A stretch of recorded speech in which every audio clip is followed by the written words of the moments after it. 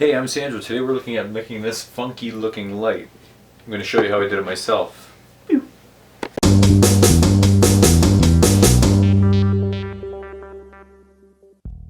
I started this one off with an empty coffee tin and a chunk of wood. I traced around the coffee tin and cut out the circle on my bandsaw. This will act as the base for the light. I then cleaned up all of the imperfections on the bandsaw on the belt sander. I also rounded over the edges at the same time. The next step was to drill out a through hole with the drill press. This hole will be used to feed the power cable through. From here, I then chiseled out a notch in the base for the cable as well. This will allow the base to sit flush on a flat surface.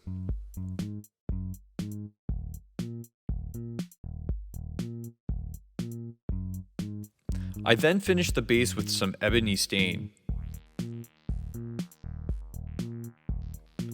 The next step was to drill holes into the coffee tin. This took a little bit of time to do, but I randomly made patterns and tried not to drill holes too close together.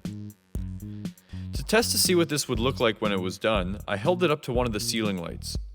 Once I was satisfied with how it looked, I then buffed it with 320 grit sandpaper and then sprayed it with some black spray paint.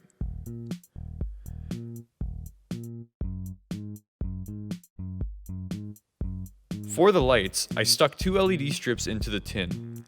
These had adhesive tape on the back to hold them in place. It was then time to assemble everything. I glued the power cable in with a 2-part glue and made a frickin' mess, but it worked.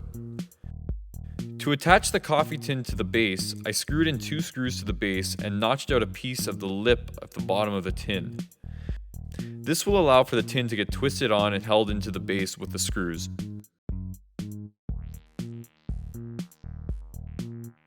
The final step was to solder the LEDs to the power cable and to assemble everything together. And that's it. You have yourself a unique light made out of complete garbage.